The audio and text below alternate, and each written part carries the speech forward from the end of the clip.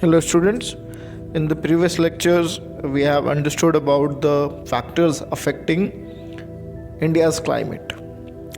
We studied latitude and altitude. In this lecture we will understand about pressure and winds. So the pressure and winds, it is a system, ठीक है, जो totally किस पे depend है, latitude पे और altitude पे. Latitude और ऑल्टीट्यूड क्या है ये समझने के लिए प्रीवियस लेक्चर आप वापस देख सकते हैं. जिसने समझ लिया है वो मेरे साथ कैरी ऑन रखें. It includes the temperature and rainfall, है ना. रेनफॉल और जो टेम्परेचर है उसका पैटर्न कौन डिसाइड करते हैं? दो factor, first is latitude and second is altitude. So the atmospheric condition in India, there are like three types of atmospheric conditions. First is pressure and surface winds, second upper air circulation, third western cyclone disturbance and tropical cyclones. So as you all know that India lies in the region of northeast, है ना. North east से मैंने आपको बताया था किस तरीके से हमारे यहाँ पे मानसून आता है, and it is in the northern hemisphere. So to understand more about this, let's move to the next slide. So you can see here is India.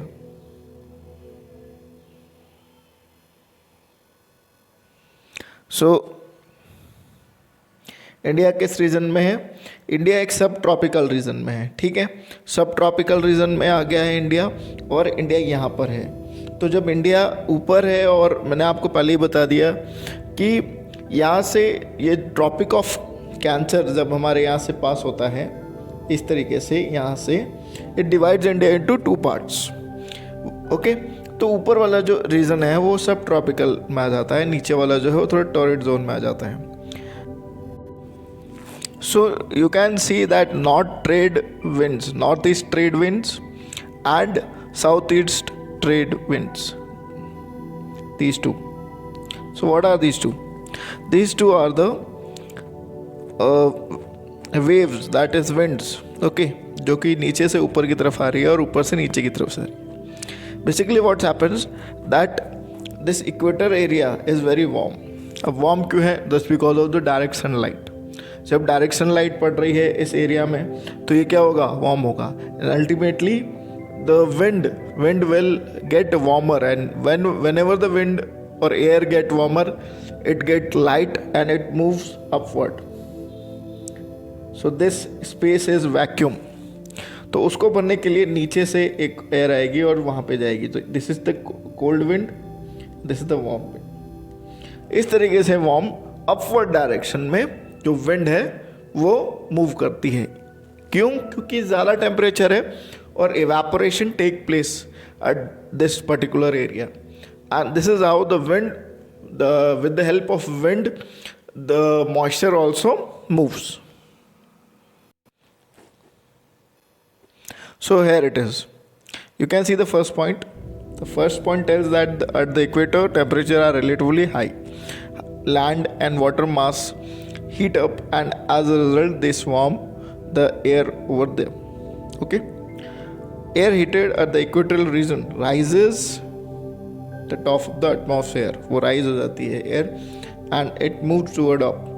More air rising beneath it force the air mass to spread north and south toward the poles. Now there is one more thing, concept is called Coriolis effect. Now Coriolis effect क्या होता है? Coriolis effect is a force, okay, that cause earth rotation. अब अर्थ का जब rotation होता है तो ये क्या होता है, जो विंड है उसको डिफ्लेक्ट करता है. राइट अगर नॉर्दर्न हेमिस्फीयर में तो राइट की तरफ, एंड अगर सदर्न हेमिस्फीयर की तरफ है, अगर सदर्न हेमिस्फीयर की तरफ आ रही है then the wind will be toward the left direction. This concept is also known as Ferrel's law. अब इसके लिए हमें वापस पीछे स्लाइड में जाना पड़ेगा. This is the Coriolis effect. You can see in the northern hemisphere the wind is moving toward this right hand side, and in southern hemisphere it is moving towards left hand side. So today your homework is find out what is Coriolis effect और Coriolis force. आज आपके लिए सिर्फ एक ही question है. Write down what is Coriolis force. Thank you.